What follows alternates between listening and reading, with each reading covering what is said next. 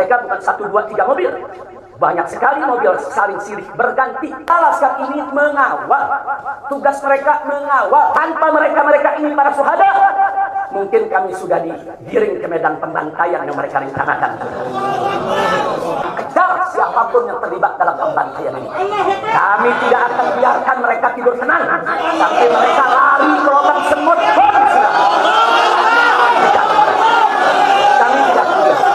Makin banyak anak umat Islam yang subscribe media-media Islam daripada kita subscribe media-media maksiat.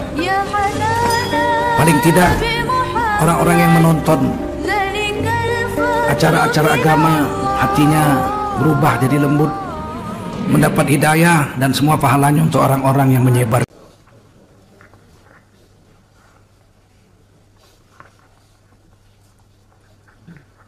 Assalamualaikum warahmatullahi wabarakatuh.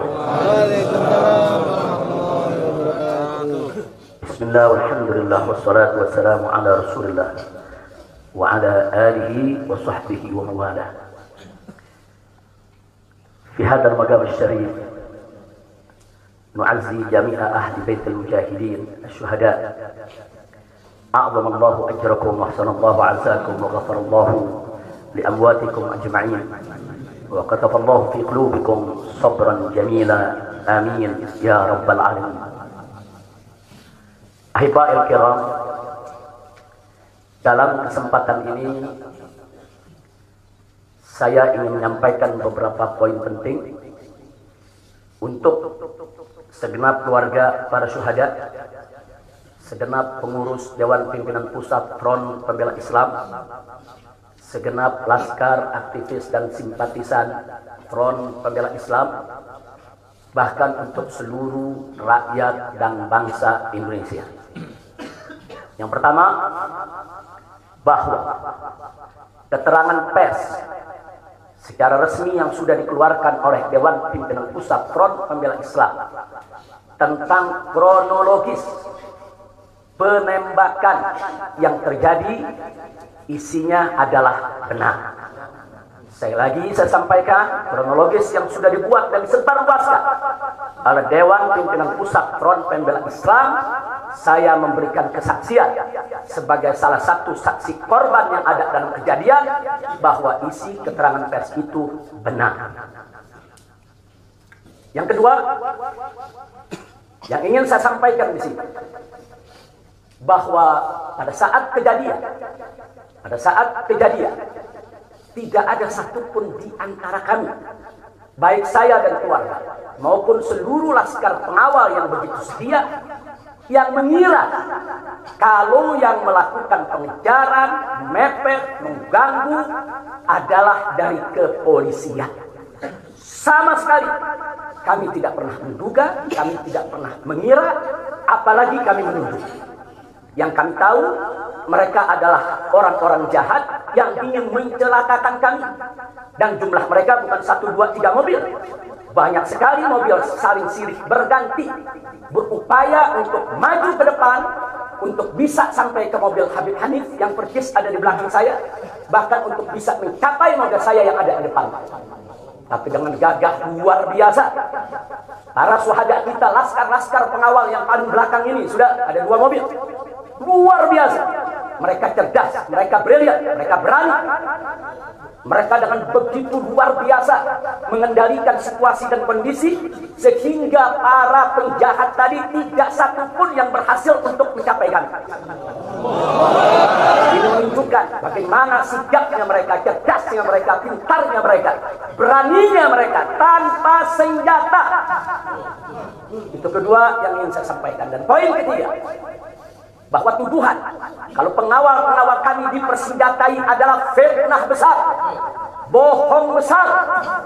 Tidak ada satupun pengawal kami yang dipersenjatai, karena kami tidak pernah mengira sekali lagi kalau kami akan diperlakukan seperti itu.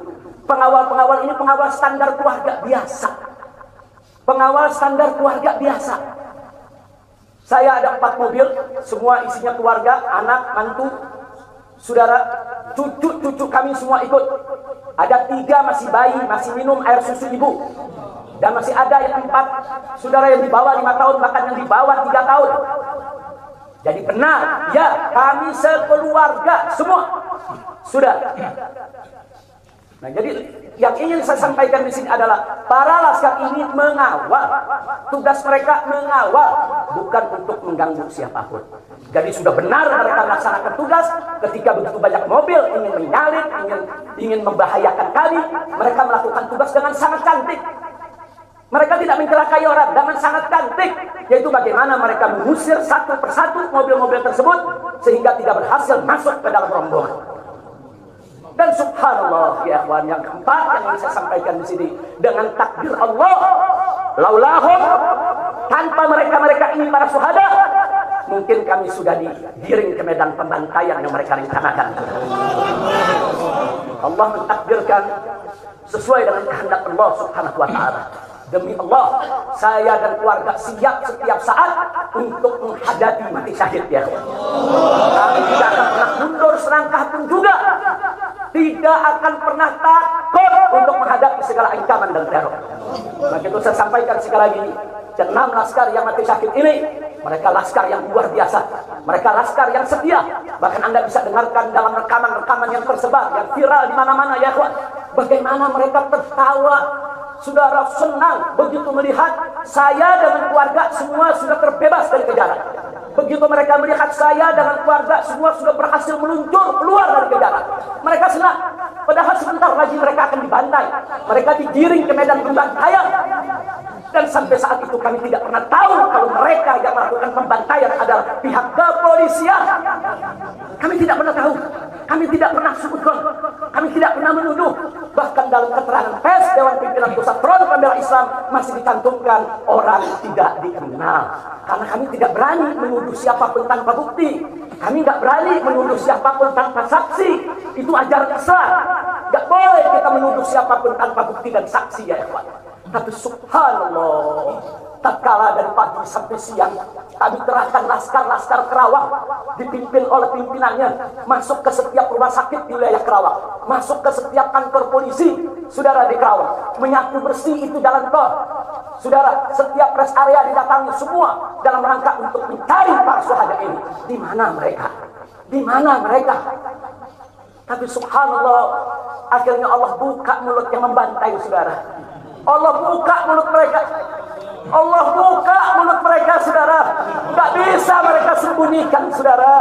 Allah maha kuat, Allah maha besar, Allah maha kuasa. Allah buka siang itu. Kapolda Metro Jaya mengakui ya ikhwan, kalau para penyerang, para penyergap, para penguntit saudara yang kami semula duga mereka bajingan penjahat saudara yang ingin mencelakai kami, ternyata diakui sebagai bagian daripada penyelidikan, bagian daripada penyidikan Polda Metro Jaya. Bukan kami yang menuduh, mereka yang mengaku ya Pak. Kalau mereka menutup mulut, tidak pernah mengaku, sampai kapanpun kami tidak akan pernah tahu ya Pak. Subhanallah, pertolongan Allah hanya hitungan jam saudara. Allah buka mulut mereka. Padahal logikanya kalau mereka menutup seumur hidup pun kami tidak bakal tahu ya Pak. Tapi Allah maha tahu, Allah maha berkehendak. Allah buka mulut mereka saudara, Allah buka pengakuan mereka saudara, sehingga sekarang menjadi terang benderang siapa para pelaku penjahat itu saudara. Ini poin-poin penting yang ingin saya sampaikan. Dan semalam saudara kita sudah membentuk tim untuk memeriksa secara utuh bagaimana kondisi daripada 6 jenazah syuhada kita. Saya sudah mendapatkan laporannya secara lengkap. Nanti pada saat yang tepat akan kita adakan siaran pers secara nasional. Dan saya sampaikan kepada semua, seluruh bangsa dan rakyat Indonesia, kami akan menempuh jalur hukum secara prosedur. Kami akan kejar siapapun yang terlibat dalam pembantaian ini.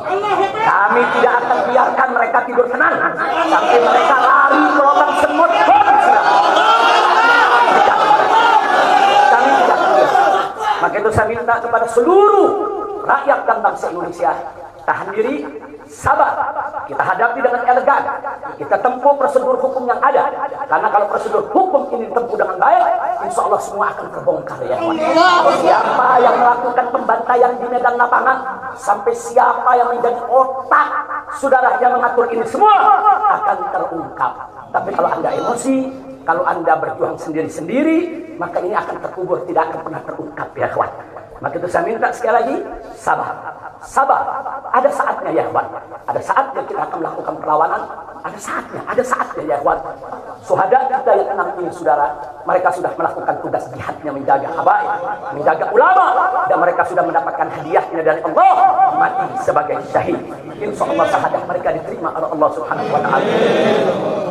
Dan sengaja memang kami yang meminta keridhaan dari keluarga masing-masing untuk bisa mereka dimakamkan di pondok pesantren agrokultural Markas Syariat ini. Akan tapi salah satu daripada syuhada kita atas permintaan keluarga mereka, ibundanya yang begitu cinta kepada sang anak ya Ikhwan, dibawa ke rumahnya dan dikubur di rumahnya. Jadi sekali lagi, mudah-mudahan semua syuhada yang 6 ini diterima oleh Allah Subhanahu wa Ta'ala. Saya tidak ingin berpanjang lebar lagi, tapi sekali lagi bahwa di PP FPI sudah berkomitmen dengan seluruh ormas-ormas Islam yang ada ya Pak. Anda bisa lihat bagaimana ormas-ormas Islam sudah memberikan pernyataan sikap dari berbagai kalangan, di mana kita kompak semua satu kata bahwa harus dibentuk tim pencari fakta independen yang melibatkan semua elemen, yang melibatkan Komnas HAM, Amnesty Internasional. Bahkan kami minta juga Komnas HAM anak untuk ikut berbuat, karena di dalam kejadian itu ada yaitu 3 bayi dan masih ada lagi yaitu 4 balita ditambah 1 lagi balita dari salah seorang anak kerabat kami ya Pak. Jadi pada kejadian itu tidak kurang dari 12 wanita, 3 bayi, dan 6 balita yang masih berada di bawah usia 5 tahun. Komnas HAM anak tidak boleh membiarkan, karena pada saat kejadian itu ada bayi-bayi kami yang ketakutan karena mobil itu meluncur tidak wajar, tidak semestinya. Dalam goncangan mobil tersebut, bayi-bayi itu menangis, ibu-ibu itu menangis, mereka terteror, terintimidasi. Mereka bukan tidak takut, ini satu teror yang luar biasa. Nah, karena itu sekali lagi Komnas HAM perempuan, Komnas HAM anak, mereka semua harus ikut terlibat. Tidak boleh ketidakadilan, tidak boleh kezaliman semacam ini dibiarkan terjadi di negara kesatuan Republik Indonesia.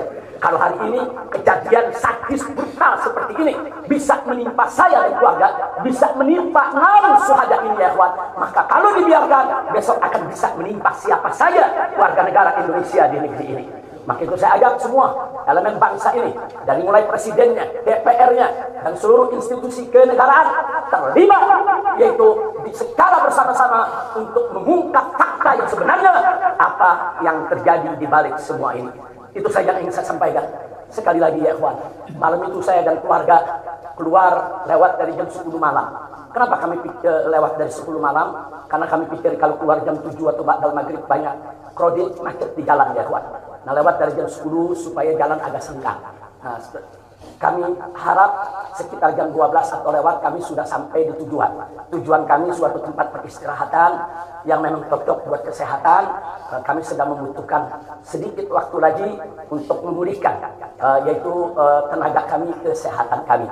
Dan selain itu juga, saudara, kami tidak pernah menyangka kalau perjalanan kami malam itu sebetulnya sudah direncanakan oleh pihak lain untuk digiring ke medan pembantaian. Kami tidak pernah menyangka dan kami tidak pernah menduga. Tujuan kami hanya ke tempat peristirahatan, dan sehingga kalau jam 12 atau setengah 1 kami sudah sampai, kami beristirahat, dan subuh kami punya pengajian keluarga.